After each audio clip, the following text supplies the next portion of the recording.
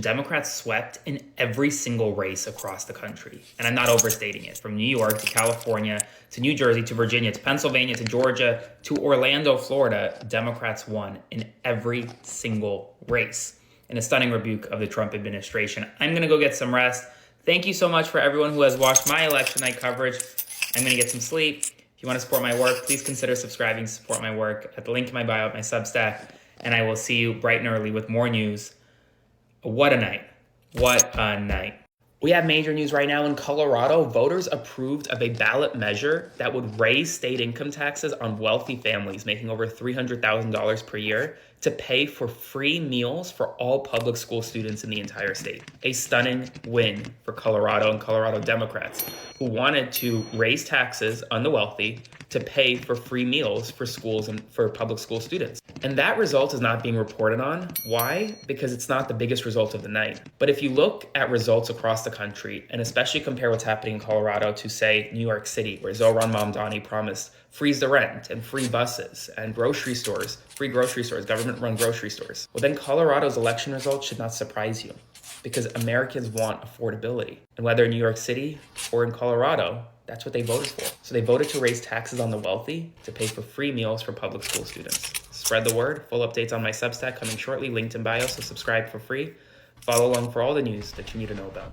We have another major election update, this time from deep red Mississippi, where Democrats just flipped two Senate seats, two legislative seats, breaking the Republican supermajority in deep red Mississippi. Another stunner. This victory for Democrats was one that many people did not expect, given the fact that it's deep red Mississippi. And yet, despite deep red Mississippi being what it is, Democrats were successful in flipping two legislative seats and ensuring that Republicans do not have a supermajority in the Mississippi Senate. This tracks after Democrats swept across the country, but didn't just sweep in terms of victories, had wide margins, extremely wide margins, from Virginia to Pennsylvania to New York to California, and now in deep red Mississippi. We're going to see what happens next, but even it seems as though Republicans are rebuking their own party with these margins that we're seeing, because it's not just Democrats turning out. Spread the word. Full updates on my Substack, linked in bio. Subscribe for free. Follow along to update on all the news that you need to know about. I will have much more to come soon. We have some news right now today. The United States Supreme Court will consider whether to take a case that could overturn gay marriage in the United States of America. A case brought by Kim Davis, the former clerk of court, who refused to marry gay couples in Kentucky. And now the Supreme Court, in conference today, is going to consider whether or not to take the case that could overturn Obergefell versus Hodges, a landmark Supreme Court decision that made gay marriage legal and constitutional in the United States of America. Now, for the court to consider the case on the merits, 4 justices need to agree. And we don't know whether or not there are 4 justices here that will agree. But I will say this. 3 of the current justices on the Supreme Court, Roberts, Alito, and Thomas, all voted against codifying gay marriage way back in Obergefell. I wouldn't be surprised if they want to take the case this time around. We'll see what happens next, but folks, this is serious. We'll have a decision from the court potentially on Monday or next week. Spread the word. Follow along for more. We have major news right now. Wisconsin loaded full SNAP benefits on EBT cards, and Donald Trump asked them to undo it. And Governor Evers in Wisconsin is saying no. He is refusing to undo the loading of SNAP benefits, full SNAP benefits for the month of November. So overnight, the Trump administration sent the memo out to every state across the country saying if you started to give out full SNAP benefits for the month of November, you have to undo it. And that means including taking money away from people you already gave money to. Well, Governor Evers is saying, no, we're not going to do it. They provided full SNAP benefits for the month of November to about 700,000 Wisconsin residents through the program called Food Share, which is Wisconsin's food assistance program. And he's saying that we're fighting Trump in court. We're not going to just yank money away from people who rely on it right now.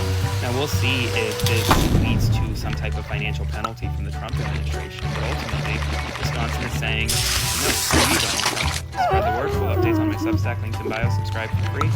Follow along for all the news that you need to know about. We have some major news overnight that Donald Trump does not want you to know what he's talking about. As everyone is talking about the government shutdown, Donald Trump quietly pardoned over 70 of his close associates, including Rudy Giuliani and others, for anything related to trying to overturn the 2020 election. And then this morning, we learned that Ghislaine Maxwell is being waited on, quote, hand and foot at a minimum security camp in the FPC Bryan camp in Texas. That, according to a new bombshell whistleblower report that shows that Maxwell is preparing to file her commutation petition with the Trump administration, and she is being waited on by those at the prison facility right now. This is after she met with Deputy Attorney General Todd Blanche to absolve Donald Trump of any wrongdoing. He doesn't want you knowing about these, so spread the word. Follow along for more. If you want to support my work, subscribe to my Substack, link in bio. We have breaking news right now. The United States Supreme Court has rejected to hear a case that could have overturned gay marriage in the United States of America. A major win today for a lot of Americans. The Supreme Court, in an unsigned order minutes ago, literally seconds ago, said that they will not grant a petition for writ of certiorari to grant Kim Davis her oral argument in front of the Supreme Court. That means there were not 4 justices on the court that were willing to overturn Obergefell versus Hodges case that granted legal marriage rights to LGBTQ couples across the country. A lot of people suspected that this court may actually consider the issue, given the fact that it's already overturned Roe versus Wade. But no, the Supreme Court said no. We're not going to review Obergefell versus Hodges. That remains the law of the land. Spread the word. Full updates on my Substack, link in bio, so subscribe for free. Follow along for all of you that you know about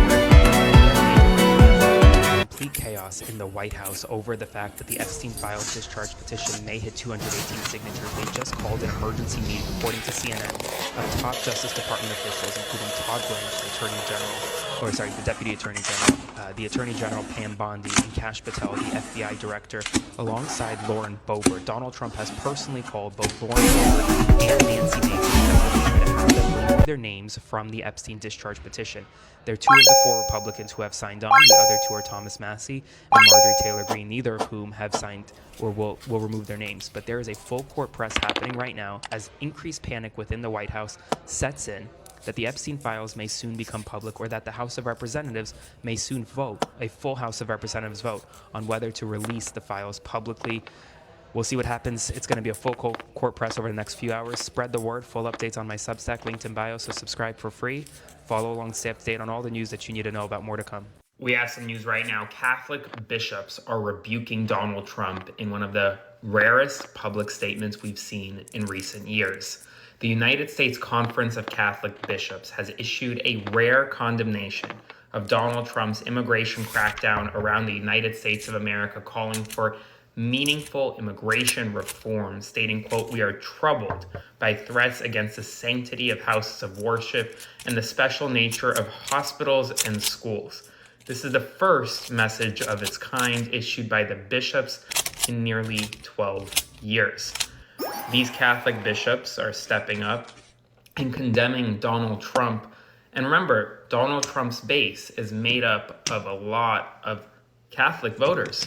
And right now, Catholic bishops across the country are rebuking the president and this White House. Spread the word. Full updates on my Substack, link in bio. Subscribe for free.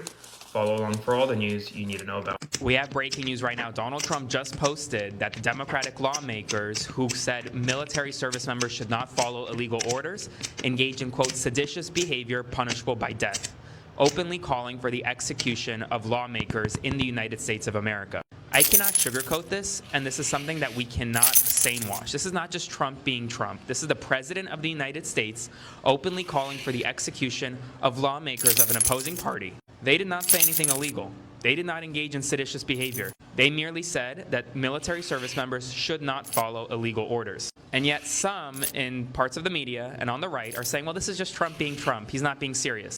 As a journalist, I refuse to accept that as a reality. Because the President of the United States of America calling for the execution of lawmakers that he doesn't agree with, and if that was Joe Biden doing this, they'd be calling for his impeachment and his removal from office. And I refuse to sane wash this, because this is a very serious moment in our nation's history right now. Spread the word, follow along for more.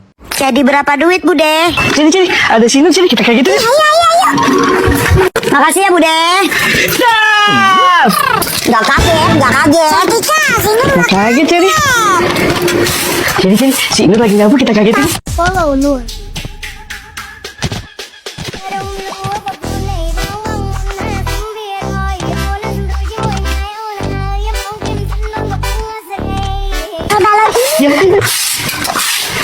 Jalannya pelan-pelan cantiknya biar dapat awan.